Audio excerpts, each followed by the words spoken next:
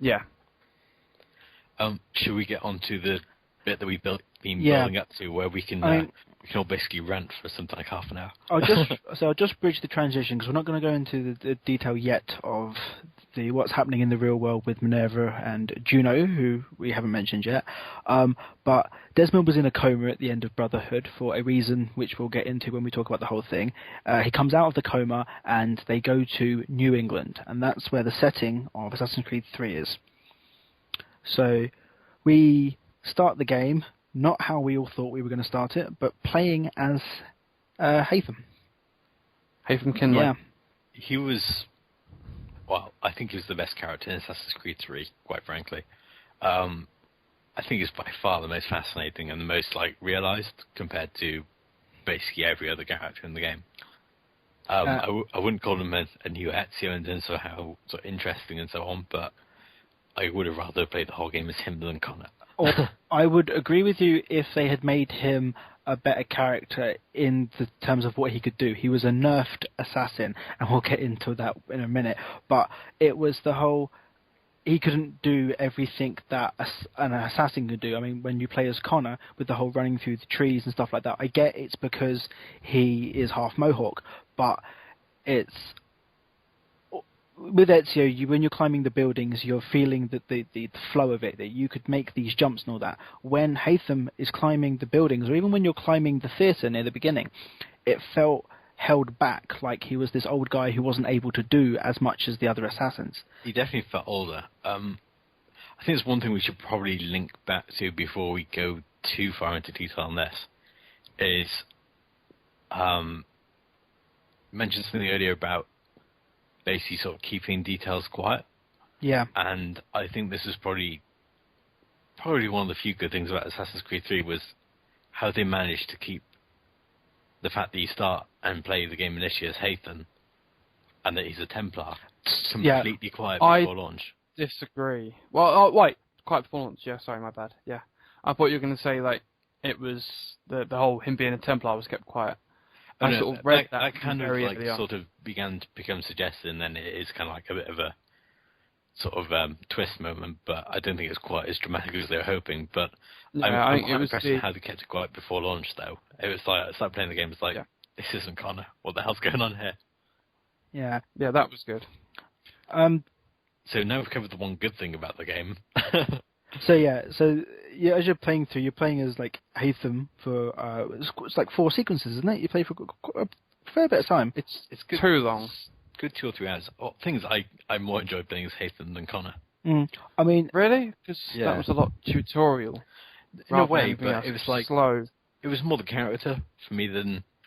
I mean, it was slow, but then again, the game never seemed to feel anything but slow to me. But in terms of the character spent as Haytham, just seemed like a genuinely more interesting character that I could kind of get slightly invested in, rather than Connor, who just, well, my favourite way to describe him is a petulant child at best, and at worst is just this kind of. I don't think he had the depth to pull off petulant, but yeah, okay. At very best, the occasional moment when he has an outburst, it's almost believable. I say the best thing about Connor is that they dubbed him Connor, because having to refer to him as Raydun Hakedun would have been really annoying. Yeah, and that is the pronunciation. I've looked it up because I had no idea. You could have looked at Monteregione or whatever it is. No. All I heard there was Hadouken. It was Raydun Hakedun, dubbed Connor, and Connor was Achilles' son, wasn't it? Yeah. Yeah. You find that out because at one point, Raydun Hakedun. Did I get that right? Raydun Hakedun, yeah. It's just one by default. Yeah. Well, I was going to say at one point Connor's looking at Connor's grave, which is why I said it that way. You say at one point, that's right at the end when he's burying the key. Yeah. Oh yeah, of course it is. Yeah. I couldn't remember when it was. I just remember him looking at a grave. So Haytham comes to America looking for the American dream, and also some Templar plot to kill everyone. Ends up shacking up with a Mohawk and has a child. Yeah, obviously it's a piece of Eden. They find a cave, which is the cave you've gone to in the real world, as Desmond, Sean, and William's with you at this moment. I think there's one thing we didn't go into in talking about 2 and Revelations, or not Revelation, but Brotherhood, was the stuff that's going on with the emails from Bill, where you're not knowing that it's Miles' dad, not knowing it's Desmond's dad at the time.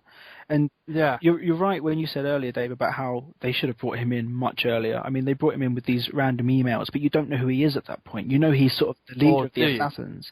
The thing is, it's kind of like, it's just more cryptic bullshit at that point Yeah. in time. They could. But I found, I mean, did anyone read the graphic novel? No. No, I've never been able to get a hold of it. Ah, okay. If only you knew somebody who had one. Hi, Adam. I read it. Yeah. I'll sort you out. I read it. And basically they talk throughout it about a guy called Bill Miles. And how he's like head of Assassin's Order. So obviously they're talking about Desmond's dad. And all the emails, when you, like, because you read through the emails and they're all titled William M. Which is a bit of short for William. Yeah. So. It's like going, what should we call him? Should we call him William M? No, that's too obvious. Let's call him W. Miles. You're really giving it away. If you piece the 2 things together, you've got all the information you need. But yeah, no, I'm saying like he's in the 3rd game. Like I kind of wanted more from him if they'd put him in beforehand. It was kind of like an afterthought. Oh, let's put in the father actually as a character. Well, the thing that's been one thing that's been really bugging the shit out of me since I had the thought is that if Desmond's father was already an assassin, then why the fuck do they need Desmond? This is where we have the answer.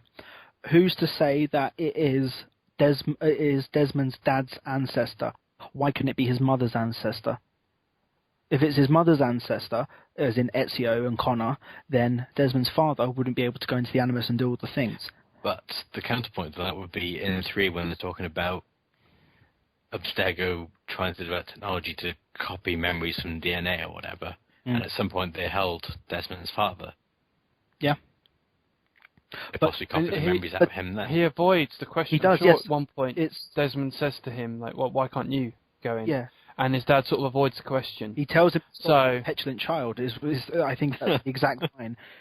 He goes, why do I have to do this? They're your ancestors too. And he goes, stop being a petulant child. At no point does he say, yes, they're my ancestors, but you need to do this. You're younger or whatever. You're more able to run around. Or, no, they're not mine. He doesn't answer the question directly.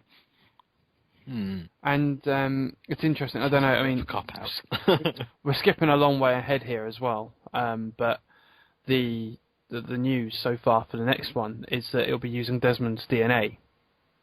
But we'll. So again, it's Desmond that seems to be the key. Maybe it's something to do with Desmond himself. Maybe it's at certain points there is an assassin born who has a big role to play in life, and it just so happens that Desmond's dad isn't one of those, so he can't use the Animus in such a good in a way that Desmond can. So when we get to Desmond was adopted.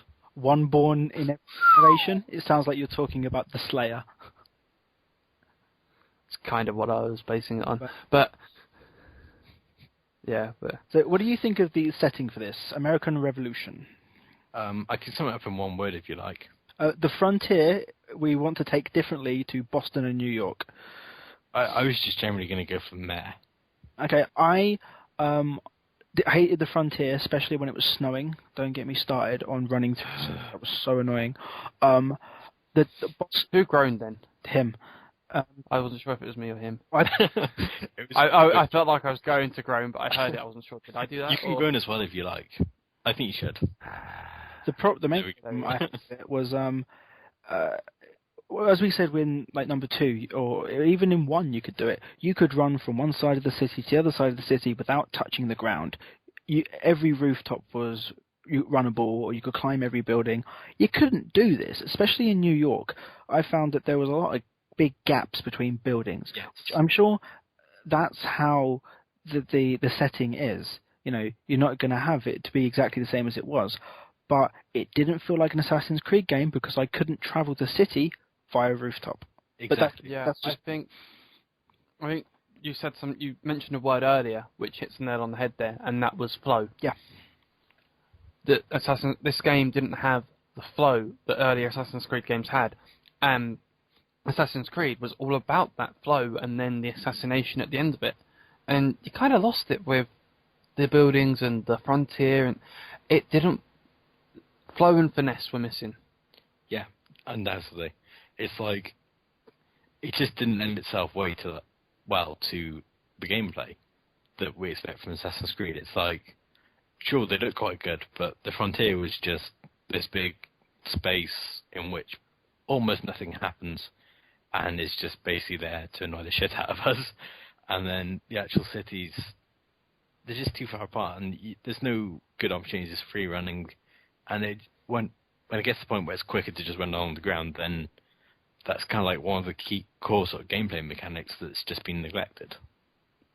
Yeah, and you said about the frontier, nothing. It was too big.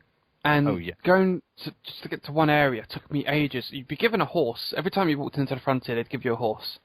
And you're tempted to think, you know what, I can't be asked to run all this way, I'm going to get on the horse. Within 2 minutes of being on that horse, you're regretting it, because you go over a rock, and then you're stuck, and you can't go anywhere. Or you can't follow the path, because there's a shrub in the way. But yeah, I found the horses in the previous games were able to jump over rocks, or if you got on a rock, they could jump down rocks. There were kind of slight problems on the previous ones, but they were way worse in this one.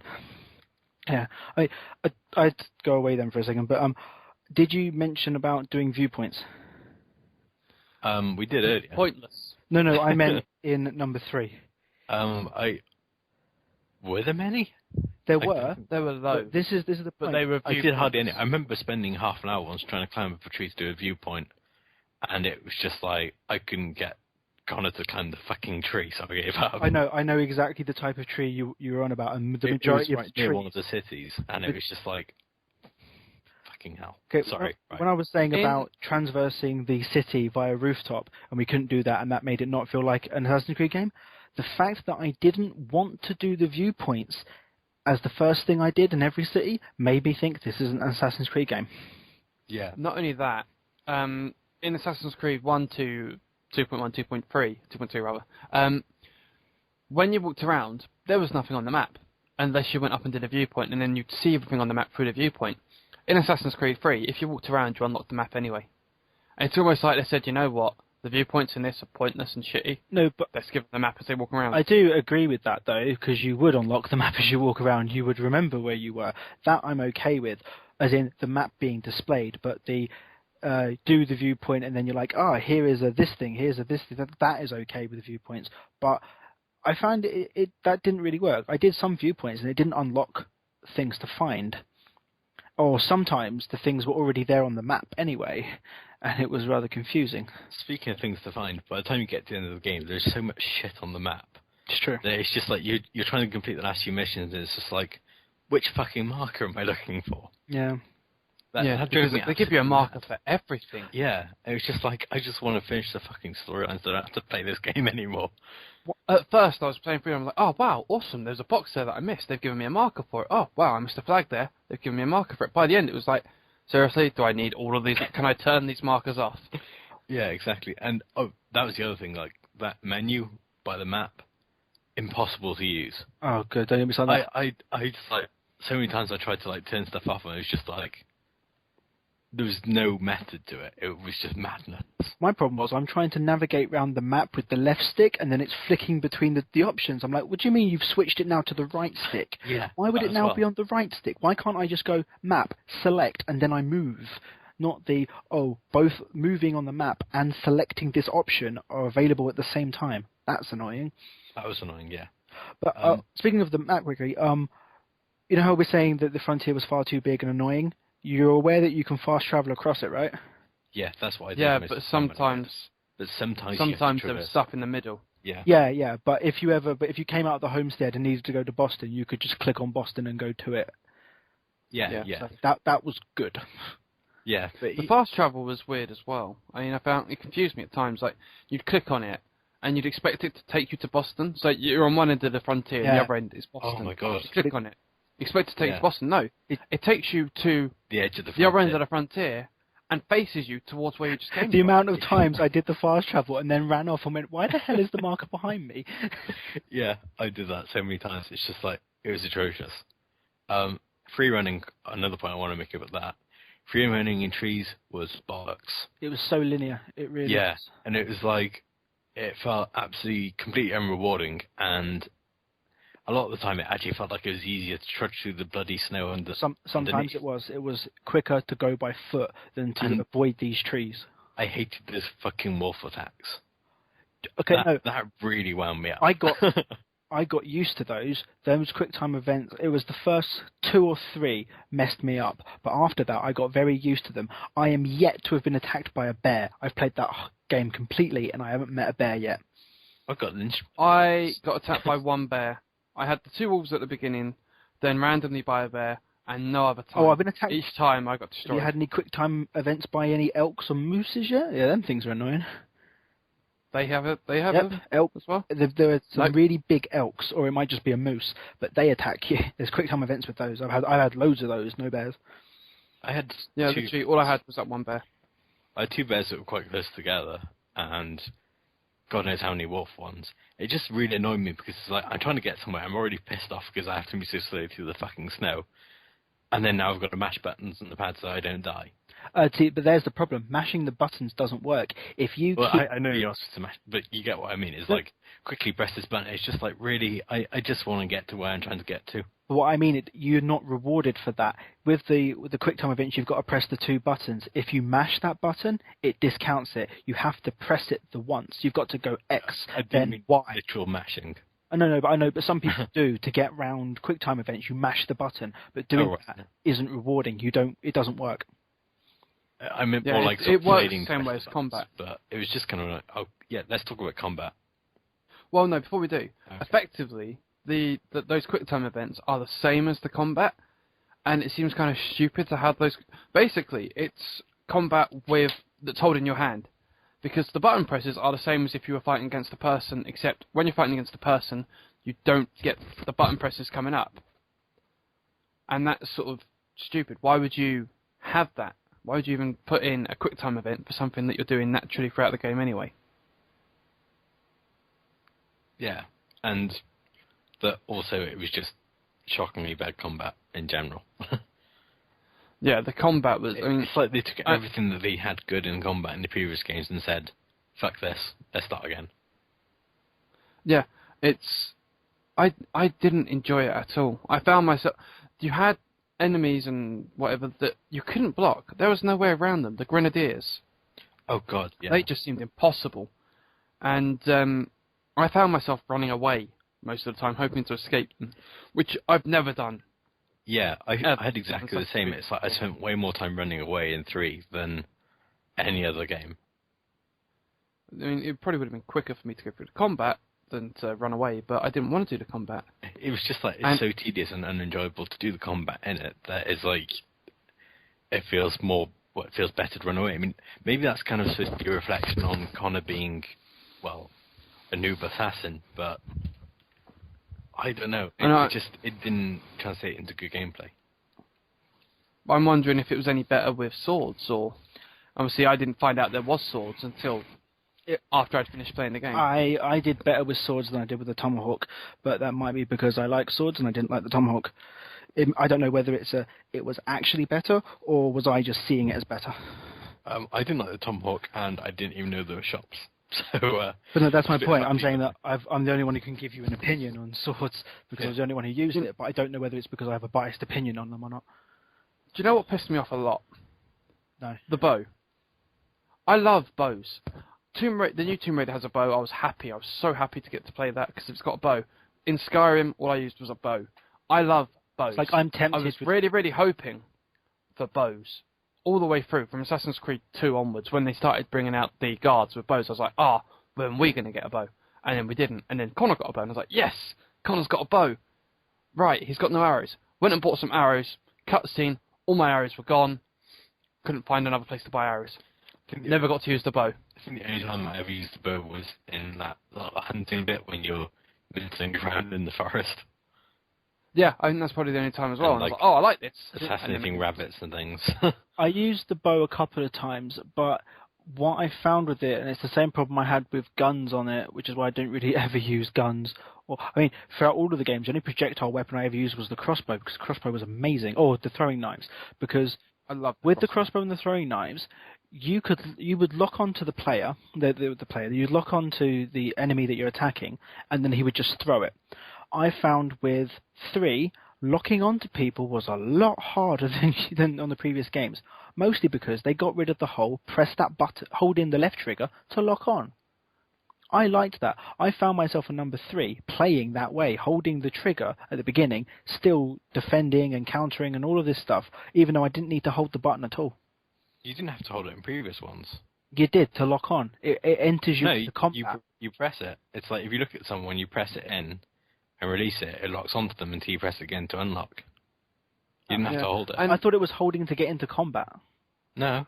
No, the only reason to hold it is for defense. You hold the defensive position. position. That's what I'm talking about. I'm holding the defensive position all the time unless I attack back. But I found myself doing that in number 3, even though that wasn't the controls. But it didn't... right, yeah, I did the same, in terms of defensive one, yeah. But I was saying, in number 3 you didn't need to do it, but it wasn't like you were doing something else instead. But it was auto defense in number 3, wasn't it? Yeah, that was the thing. But it wasn't auto defense. It was you didn't need to hold the button. You just needed to keep mashing counter or holding it. But yeah, locking onto people didn't seem to work as well. So I'm there thinking I'm locked onto someone because I've looked at them and they've got a white outline and whatnot. I press Y to fire the bow. Nothing. Either I'm not close enough, or it's just not working as well. And then it takes far too long to reload, and it's not worth it. I mean, one thing I loved with the crossbow was the assassinations. You know, like if you're defending and you've got the crossbow in your hand, you'd pull off an assassination where you'd knock them on the floor and just shoot an arrow through their head.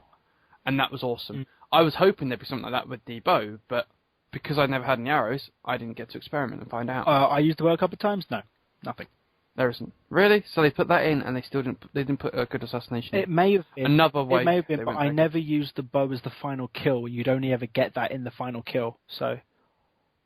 True. One thing I did like about it, and it was shown off more in the beginning when you're playing as Desmond, where Rebecca's making you go through the Animus training thing, they made the free running, the parkour, a lot more, it flowed better. You notice this more when you run over waist-high fences. The way that he just sort of spin over them or kick the legs to the side, if you know what I mean. The free running seemed more natural, like how when you see people doing parkour, that's what it looks like. But it didn't come across as Connor doing it that well, except for when you slide under fences.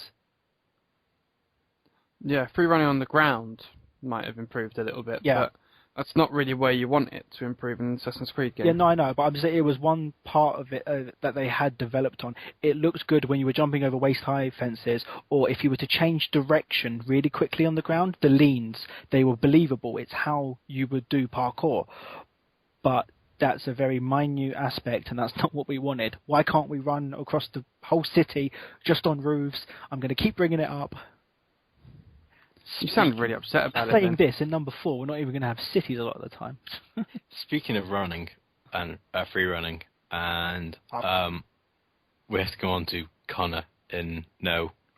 Desmond in modern day. Those missions, I hated them, quite frankly. They weren't. They were way too fucking linear. It was like run around the outside of this skyscraper or whatever, and it's like it just felt like it was just shoved in there for the sake of shoving it in there. I was okay with the skyscraper. Running around the stadium I didn't like because it took me a while to figure out how to get past the security, when you don't have a ticket. And they were like, oh, find another way around or mug someone. I tried mugging someone for about 10 minutes. Then I realised, oh, there's a door in the corner and it's open. This is the worst security place ever. And then they're saying, oh, this security is a bit high. Maybe they're Abstergo. I'd already killed the 2 guys before Rebecca had finished the sentence. Also, in that part, why the fuck does Desmond stick to walls like a bloody fly or something? Oh, yeah. It's like running along. It's like I'm trying to escape at one part when they're chasing you or something in the stadium part. Yeah. And trying to get through a doorway. All I could do was run into the fucking wall and try and climb it repeatedly. It's just like, for fuck's sake. I to be fair, maybe it's because playing the game was almost like banging your head against the wall. Maybe they were trying to input that into the game. Actually, there was one issue I had with previous games, which I didn't have with this one. It's very minute, but it was running at ladders. Right? There'll be a ladder up against a wall, and obviously you can't climb this wall. That's why they put a ladder there. So I'd run at it, and for some reason he'd decide, no, I'm not going to go at the ladder. I'm going to go just a bit to the left and try and run up the wall. So I'll the character would drop back down. So I'll tap to the right to make him run up the ladder. No, I just run up the right side of the ladder, and then I go back to the left side of the ladder. I have to run away from the wall, arc back round to actually get the freaking ladder. That's terrible. I never experienced that, but then I spent most of my time on the floor not trying to climb ladders because but I was saying, I felt it was pointless to go up there. So I didn't have that for number 3 because I rarely used ladders and I was rarely in the air because you weren't rewarded by it. But the whole sticking to walls thing, it was them trying to bring in the new cover combat where you could look round corners and stuff like that. But it was too sensitive that if you were slightly not going for a door or slightly too close to a wall, it sticks you to it. Yeah, but just like you're saying, it was. Yeah, as soon with Desmond as well in the future, you were stuck to the wall. Yeah. Every time you tried to run, I mean, I know I died a couple of times because of that. Every time I was trying to run around a corner, I think it was in the Brazil Stadium. Yeah, which I hated that. Yeah, that was. I enjoyed them all. That one annoyed me because as I was trying to run away, I kept getting killed because I would bump into something that I couldn't avoid. So an issue I have with it is I outran Daniel Cross. I'm there running, and he's out in the courtyard where you first go into to get round security. Apparently, he stays in that courtyard. I ran back into the metro station. I'm like, what the hell's going on? And then suddenly, he comes back through the door, and I'm like, oh, wait a minute, I outran him? What's going on? There was too much going on, really. Yeah. Sorry about that. That's right. But yeah, so I liked the skyscraper. I liked Abstergo. I didn't like the stadium. Yeah. See, I liked the stadium up until the point where you're getting stuck against walls, running away from Cross. I liked having Cross in the game as well. That was cool. Mm. He's a main person in the comic. Yeah. In the Abstergo bit, for ages, I was just like running around on top of those cubicle things, and it took me ages to finish that part. Yeah, I was doing it, and I was thinking, wait a minute, is this like a linear path, and we're slowly getting lower and lower, and we're meant to be getting somewhere, or am I just chasing him in circles until I kill him? And I couldn't figure out which one was happening. I felt like I was chasing him round and round in circles. I was being chased. I'm not sure even which way round it was. Yeah, I couldn't figure out whether it was a linear path that we've got to get to, like we're going to keep spiraling down until he runs out a door, or is it literally going to be I have to catch him? It took me a while to figure that out. It was you had to catch him. Yeah, I know. Yeah, because I'm there following him. I suddenly thought, well, wait a minute, I'm going to preempt way he turns and get closer to him, and we must have been circling for about 5 minutes before I thought of that, and then obviously I caught up to him and killed him, and I was just like, alright then, I could have done that earlier if I knew. It wasn't clear what I had to do. See, I'm always trying to do that anyway. I always want to try, even like if the game wants it to be linear, I always try and make it not linear by trying to cut up and take shortcuts if I can. So I got to him pretty quickly and didn't know if it was linear or not. With something they do in the future points in the game, which I caught onto and I thought was quite good. It's when you're in the Animus, obviously you've got the overlay GUI of the map and what the controls are. Now the way that I reckon the game try and spin this is when you're in the Animus gives you these controls so you know what's going on. But when you're in the real world, you notice that there is no GUI, there's no overlay. You don't know when enemies are going to attack you. No little red triangle appears. You don't know when they're going to fire guns. No yellow triangle appears. That's trying to make you believe that you're in the real world. You don't have this overlay, as I'll keep saying it is.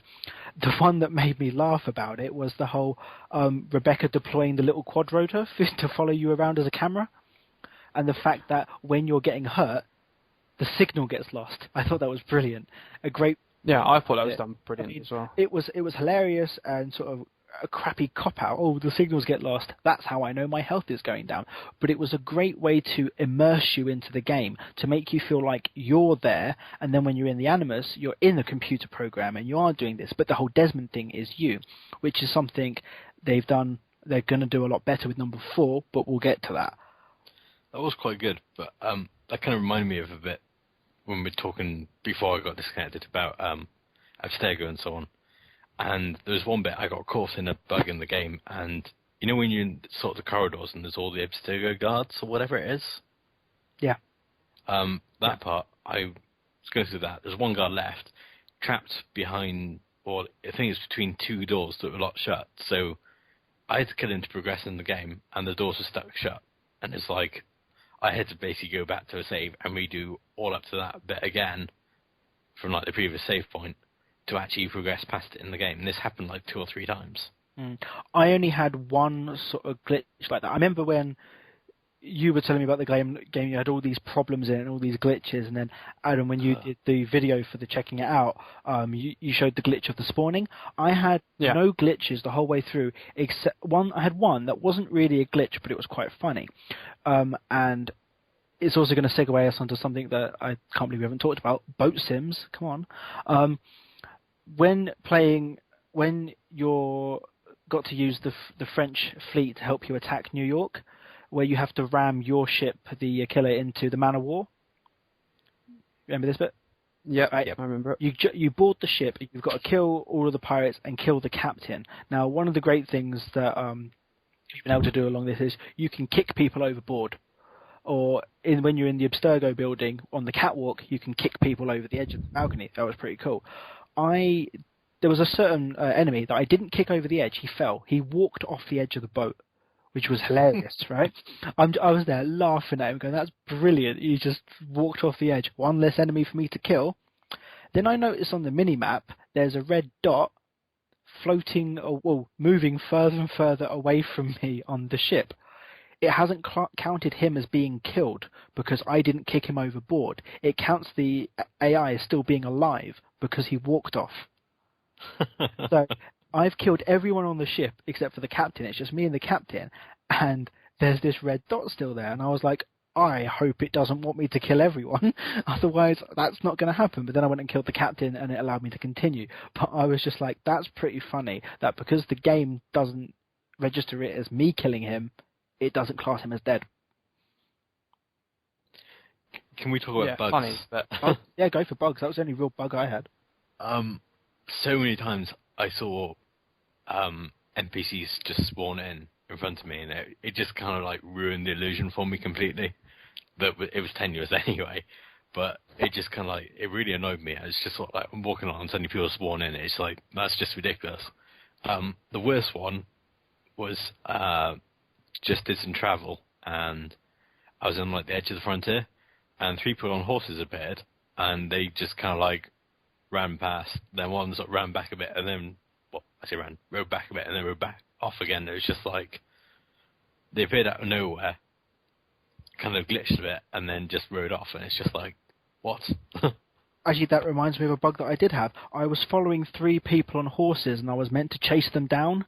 One of them rode off, and the 2 of them just stopped by a tree. The horses were still galloping, but the 2 horses were just sitting pretty still. So I think I might have captured this as well. I just kind of stroll up to the next to them on my horse, and I'm just kind of like, evening, lads. You know, they're trying to escape from me, and they're just there, galloping at full speed, not moving. That's pretty bad. And another one that kind of annoyed me as well, which is kind of a bit of a game-breaking one, was, near the start there's a level where you've got to go in and steal some documents, papers, chests, something like that. And in order to get through these gates, you have to shoot the explosives next to it by the cart. And it's not really clear what you're supposed to do anyway. But it just screwed up so many times for me. And the things like the weapon on the floor next to me, pick it up, no ammo in it, and things like that. And it was just sort of like, I saved several times and replay it forwards to finally get past that one point. Yeah, I remember you telling me about that, and that glitch never occurred to me. It never had it at all. It annoyed the shit out of me. I still think the only one I saw was the spawning glitch. Other than that, I didn't really experience any glitches. Okay. But I've heard about a lot of glitches. People, boat simulator. It was kind of fun. Oh, but I loved it. I only did it like once or twice. I know. Because it was kind of like, this is kind of fun, but I just want to finish the fucking game. I I finished the game, and I know there are 5 more boat missions that I can do. I will go back and play them. I don't want anything more to do with Assassin's Creed 3, if I'm honest with you. Yeah. The boat sim was my favourite bit, but I mean, the DLC, that's just a piss take. I'm sorry. I don't know what Ubisoft sat there. Right, okay. before you go into it, can I mention one thing? I actually liked the storyline of this game. Like, parts of it were really annoying, combat-wise and whatever, but the storyline wasn't too bad. On Sunday, I sat and played it for about 5 hours because the storyline, I liked it was moving at a fast pace and I liked where it was going, which led me to think, do you know what, I may get the DLC because the storyline hasn't been that bad. I said this to Adam, and what did you say to me? I said, I think what happened is Ubisoft got a shipment of LSD just before they started work on the DLC, and they took the LSD and they were like, you know what, this would make some awesome DLC. And so they freaking did that. It's ridiculous. Connor has superpowers, and he's taken down George Washington, who's an evil tyrant now, because he's also got superpowers from the tea he drank. What? It can't be about that. There's got to be more to it. I think I can sum this up quite well with one of your trademark things, John. What? Yeah, no, I sigh a lot. It's true. Normally when Adam says... I think it's a fitting response to this DLC. Okay, now... I don't think it says enough. I can get what they're... I Trying to groan as well. I think I can get what they're on about. But the whole... You said that he can turn into a wolf and can fly. Now, is this meant to be Native American spiritual powers? Is that where they're going with it? We don't know. All we know, and this is the bit that I loved, I read this and I thought, okay, so what they've done is they thought, okay, no one likes the storyline, let's give them something that's completely unrelated. But no, it's canon. They've actually come out and said it will be canon to the current storyline. So the Tyranny of King Washington, is that it's not even out yet, is it? Or is it? I don't know. I honestly don't care. I thought it was already out. I'm going to look up and find out what's going on with it because it's a bit weird. But yeah, I was actually interested to getting the DLC. And the thing it was the name of it, the Tyranny of King Washington. It shows you that he's the bad guy, yet you were on his side in the game. And it brings up a whole point of whose real sides are going on. You've got the British, the Redcoats, and it looks like the Templars are fighting along their side, but they're not. You know, they've got their own agenda and they're using them as pawns. So then are you on the side of the Bluecoats, the Patriots? Not really. You're fighting along your own sort of thing. So you've got a civil war going on with two sorts of puppet masters. One thing I can contest is I don't think Connor is even working towards. I don't think he's even working towards any particular goal. Yeah, it's like he just exists and shit just happens. And it's like he changes allegiances so often, and it's not even remotely believable. He doesn't seem to actually be working towards anything. Doesn't give a fuck about the assassin order, and it's just like, why? Yeah, it seemed like... Do you know what? I noticed this, I think. At any point in the game, do you hear the words, nothing is true, everything is permitted? I never said. And I'm pretty sure that is the moniker, that is the creed, effectively. That has been in every game. That's been there since the very beginning. I mean, like, assassins should have that tattooed on their arm or something. Does Connor even know about, like, the creed properly? I mean, he meets, like, Achilles or whatever, and Achilles was such an underdeveloped character, he could have been a lot more interesting rather than this kind of whiny old man. Number four, Achilles could be taught by Edward. Just putting it out there. Maybe. That could be epic. So I'd like to see that. Maybe they're actually using like the interesting characters rather than the boring cardboard cutouts like Connor.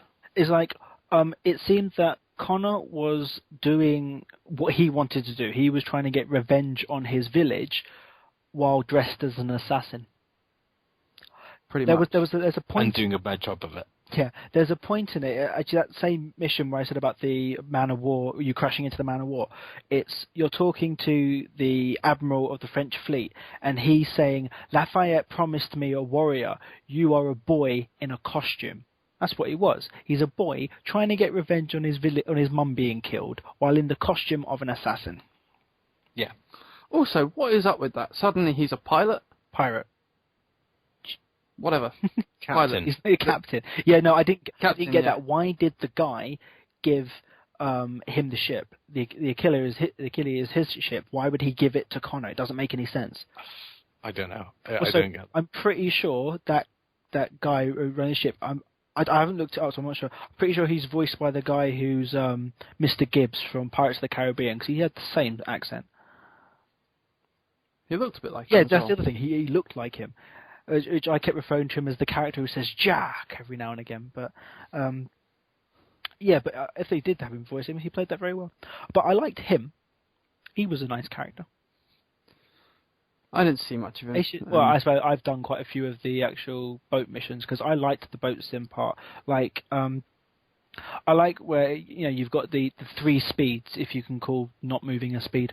You've got stopping, half sail, and full sail, and it was great how you could maneuver more. And if you were to change your speed at certain points, you'd have an advantage over them. Like, I'd spend most of my time going at full sail. Obviously, you can't turn as much, but instead of going to half sail to maneuver like quite a nice arc, I'd go full stop, do a really quick turn on the spot, back to full sail, and I found this a lot better way to get a tactical advantage over other boats, ships, which it kind of shows there's a lot of shits. Yes, you and your shits. It puts in a whole sort of there's a tactic to how you can fight with it, and it made me wish they had a multiplayer boat sim. The second sort of, I guess, mandatory boat part, where you're kind of navigating between the rocks. Yeah. Did anyone else have the urge that I had to go at full speed and sail straight into rocks? No, I sailed at full speed and using that full stop tactic, managed to get through them without getting hit. Oh, I had no urge because I'm down. I was curious what would happen. So it was just like I sort of basically just crashed it into rocks several times at full speed, and it turns out it just goes your boat's destroyed and you start again. So if you ever play that again and you think I wonder what happens, don't bother. It's not interesting. You don't get to see any dramatic shipping. Oh, what? It literally sinking. Just says your boat's destroyed. It was like basically sort of like desynchronized or whatever. There was no kind of like abandoned shit or anything like that. Okay. Which I was kind of hoping for.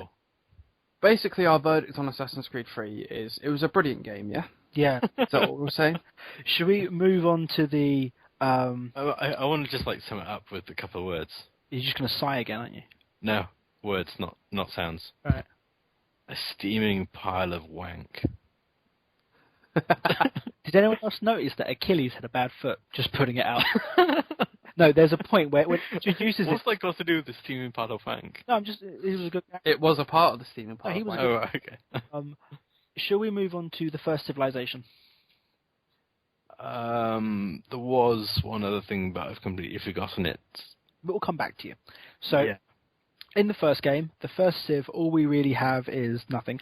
And we just have, at the end, when you get the Apple of Eden, the picture of the hologram of the world appears. And little lights are lighting up all over it. And we assume these are pieces of Eden, yeah? Yes. Right. That's where they're hidden. Okay, and that's all that you really get in the first game. That's it, right? Yep. Second game, we meet Minerva at the end. And you get the little clip with the humans escaping from what I'm going to call the Garden of Eden. Yeah, which we assume that's what it was.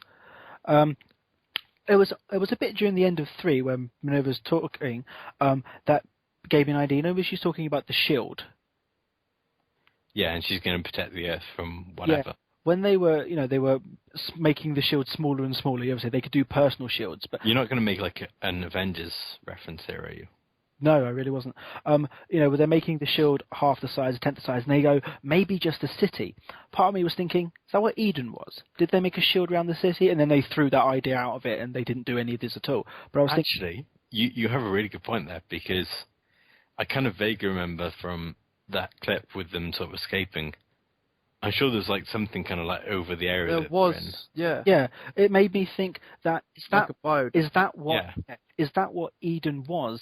The biblical Eden, is that what Eden is in this story? Is it the city that the first Civ, protected? Yeah, because if you think about it, when they were talking to Desmond, they were saying, you if the world was to end, you people would need to set the way for the next generation of people. Obviously, not everyone died. Some survived, and they rebuild. Is that what Eden was? Is that the people who survived rebuild? Yeah, like perhaps they were the ones that came before the ones that came before and the ones that came before that. Yeah. So, I mean, it wasn't... I kind of shut my own idea down because they said, oh, we didn't go with that. But no, looking back, that could be a thing. Thing is, how would they kind of continue with that in future ones? Because it's like, oh, look, Abstergo have been ruined or whatever, and we're all going to be ruled by Juno. Oh, spoiler for the ending of 3. And it's kind of like, well, of course, like the assassins can still resist or whatever, but it's like, where are they going to go with that? Where can they go with that? Well, so we'll move up to that. So we got the end of 2. Sorry, I skipped forward there. Yeah. So you got the end, we'll go through this chronologically. You got the end of 2 where Minerva tells you about what the hell's going on. Right. Well, she appears to Ezio speaking to Desmond. Yeah, which I thought was brilliant. Where she's going, Desmond is this, and you got Ezio going, who is Desmond? And that's another point as well. That's another reason his dad couldn't be doing it. Obviously, these messages have been deep-rooted through time and aimed at Desmond. So there is something special about Desmond. Well, they knew that Desmond was the one who would have to make the choice. They knew that he'd be gullible and listen to their bullshit. No, the point was that they looked forward, because they couldn't go backward in time and save themselves. They looked forward into the future and saw what was going to happen, and so placed these points at pivotal times throughout history, or our history, their future, so they would be there to say, don't do this, do that. And that's why it always had to end with Desmond, because it always was going to. Which, depending on how your view of time travel works, it changes. Like the Why not future's necessarily already be time travel? Well, if you're looking forward into the future and placing information at certain points, then the future has to already have been written.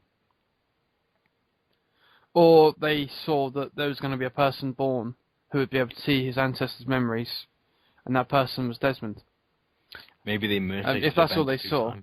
But when they were talking about when Juno's husband went into that machine and his mind got stuck in it, it seemed very much like they were talking about the Animus. Yeah, so maybe they knew that there was Animus technology, or the abilities were there. The Animus is their technology. Yeah. And that's what they knew, so they placed that so that a person named Desmond in the future would be... They didn't see what was going to happen in the future, they made the future happen. I wouldn't say they placed it, it was left over from their civilization, and when the Templars discovered one of these caves, they found the technology and used it to their own ability. Or, time isn't linear. What you wobbly timey-wimey. So you try and tell me it's a big ball of wobbly timey-wimey. That when I was saying about how they were going through time and placing their messages at certain points, that was what I was trying not to mention. Doctor Who saying, you have fixed points in time and you have ones that are flexible. Yeah, but time is relative. But we're talking about Assassin's Creed here, not physics. Yeah. So let's not even go there because. Okay, so. We could have a whole discussion on just that. What was the bloke's name? Because there were 3 of them. There was Minerva, Juno, and what was it began with A, I'm pretty sure of it. Don't know. Wow. I think we forgot. Yeah, I've completely forgotten this guy's name. Let's move on. So anyway, so you had that in Brotherhood, obviously there's the big twisty ending with Lucy. Yeah. Where, I don't know, did you notice she's a Templar? Well, they tell you in... oh, yeah, of course they do. They did mention it again. 3. So, so you've gone to the Colosseum to get the... So she's like a double agent, really. Yeah. She was basically Daniel Cross. Yeah. But you go to the Colosseum to get the apple that Ezio placed there, and you get confronted with Juno. This is the first time you meet Juno. And she controls Desmond to stab Lucy. Because Lucy has defected. Or had always been on the side of... Well, no, she was originally assassin who was turned by Templars. Yeah, which is also what happened to Haytham. At a very young age, he defected because it was something to do with his dad's friend influenced him.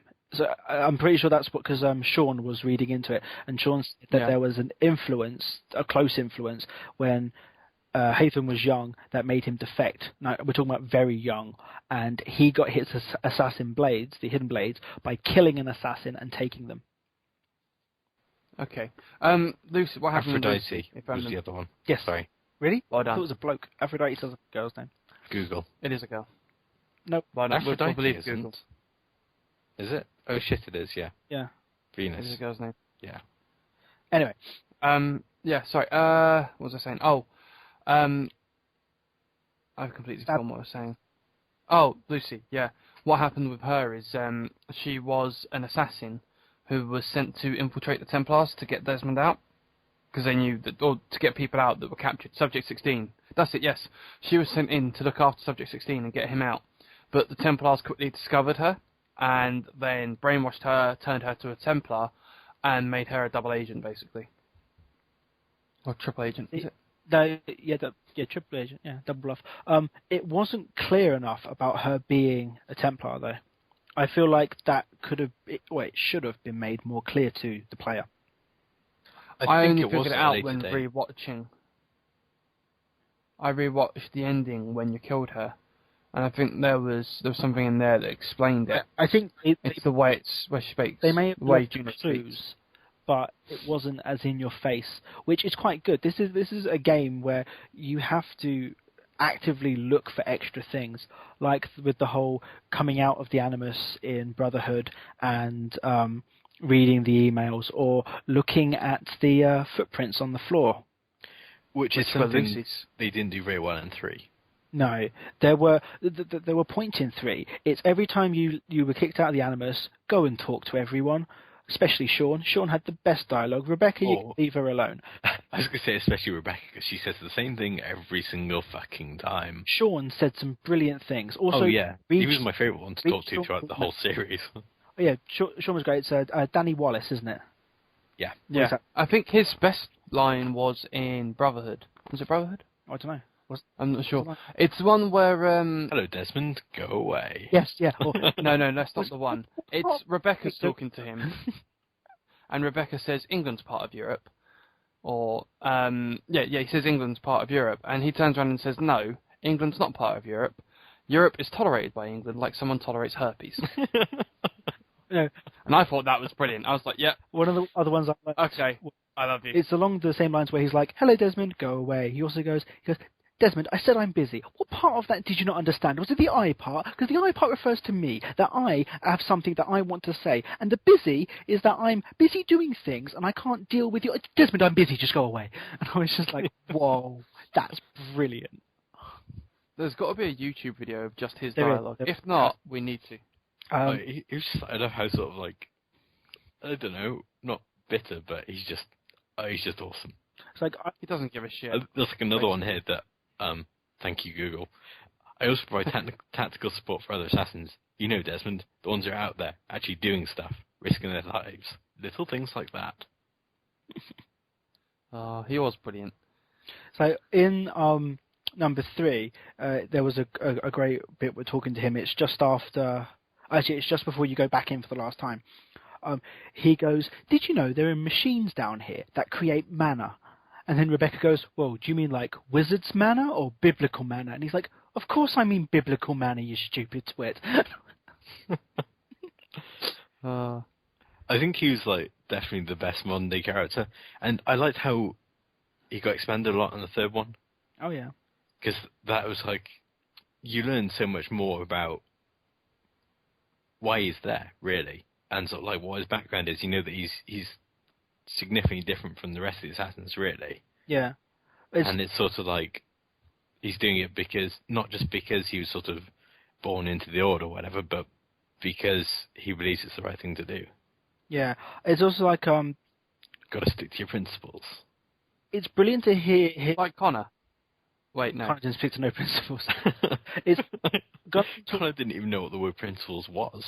I mean, going and talking to him when you get kicked out of the Animus and that, there's a bit where he has his view on what the American Revolution was about, because he is saying, he's finding out all this stuff and from watching Desmond in there, and he's reading up on what people think, and he's basically ripping apart American history from a very British viewpoint.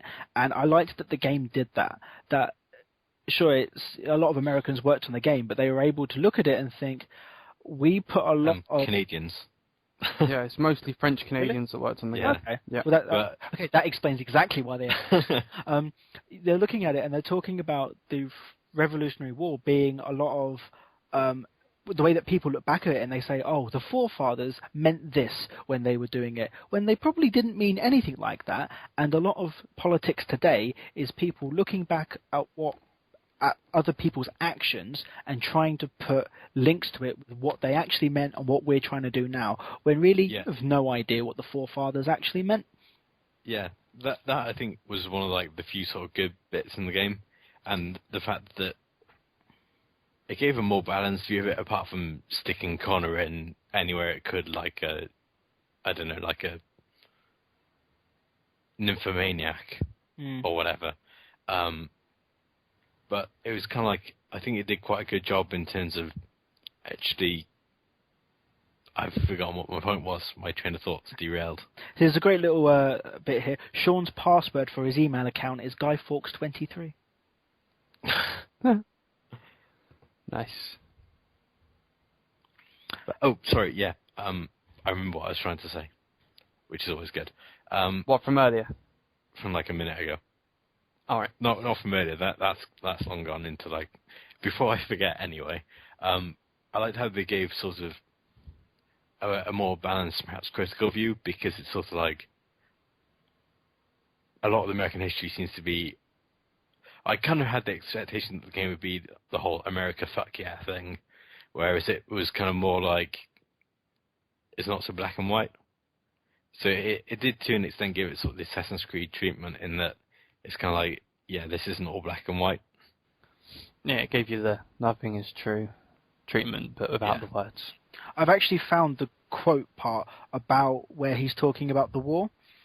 It's he's talking about how he's doing a brushing up on his history, and Desmond asked him, do you mean the 7 Years' War? And he's like, exactly.